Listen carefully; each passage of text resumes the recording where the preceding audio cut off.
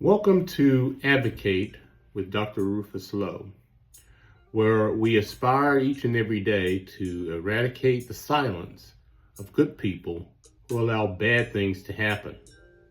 And in doing so, we can together provide a new and glorious path forward for all.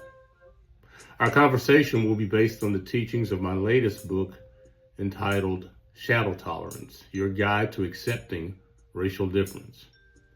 Shall we begin? Welcome to Erased Voices, and I'm your host, Dr. Rufus Lowe.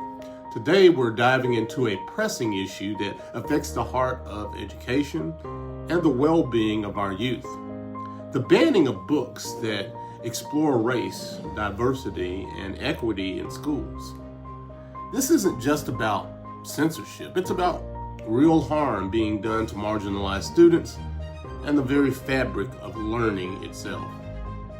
During the 2023-2024 school year, and this is just by itself 1 year, over 10,000 instances of book bans were recorded, targeting around 4,218 unique titles. These numbers are staggering, but what's even more telling is the content being censored. About 36% of the banned books featured people of color, and nearly half, about 44%, of the banned biographies and history books focused on Black, Indigenous, and people of color, also known as BIPOC. Additionally, 29% of these books included LGBTQ themes, with 28% specifically highlighting trans or genderqueer characters, many from communities of color. This isn't random. This is a targeted effort to silence voices that reflect the diverse realities of today's students. Well, that asks, who's behind these bans? Well, contrary to popular belief, it's not just concerned parents acting alone. In fact, 72% of bans stem from coordinated activism by organized pressure groups and government bodies. These groups often push aggressive agendas through legislation and school boards rather than responding to local community concerns. This top-down approach strips away the voices those most affected, and that would be the students themselves. So, what exactly is being lost?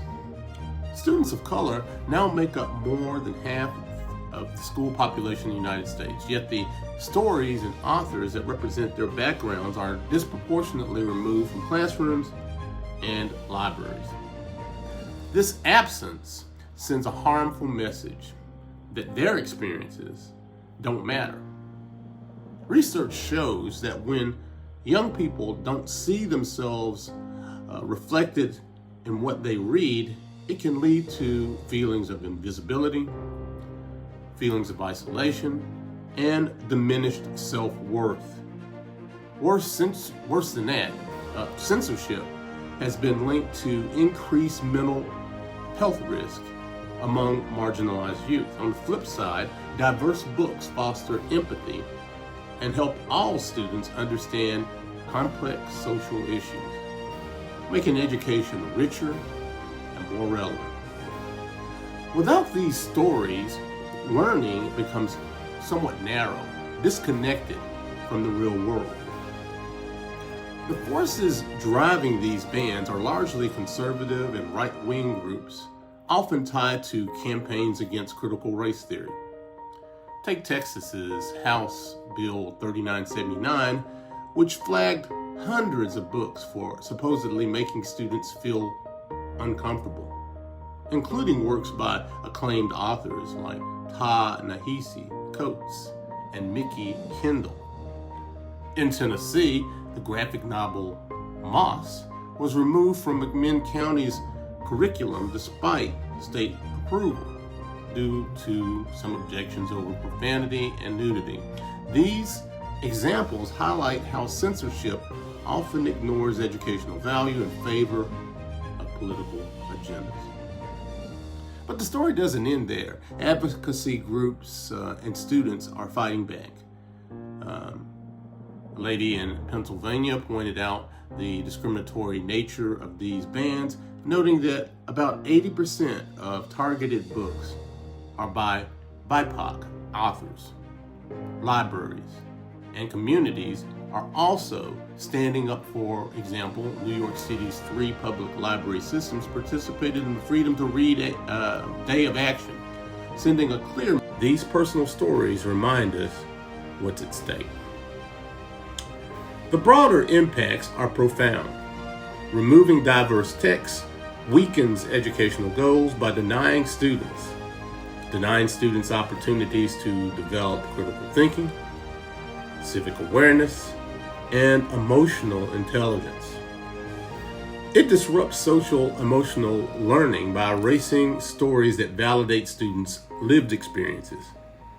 Ultimately, censorship risks creating a generation unfamiliar with systemic racism, equity, disability, justice, LGBTQ lives, leaving them ill-prepared for the diverse world they live in.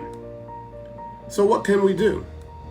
First, we can defend inclusive curricula and libraries by supporting school boards and communities that uphold access to diverse books. Stand with librarians and teachers who often face political backlash for their work. Where bans exist, promote alternatives like digital libraries, grassroots collections, and community programs such as Books Unbanned. Most importantly, let education be guided by facts and representation, not fear or misinformation. In conclusion, banning books isn't about protecting students, it's about erasing them. Every student deserves literature that reflects the richness of their identities and experiences. If stories once taught us empathy, let's not allow censorship to teach exclusion now. Reach out to your local school board, support your public libraries, ask educators what books they need, and vote for leaders who are committed to educational equity and the freedom to read. Together, we can ensure every voice is heard.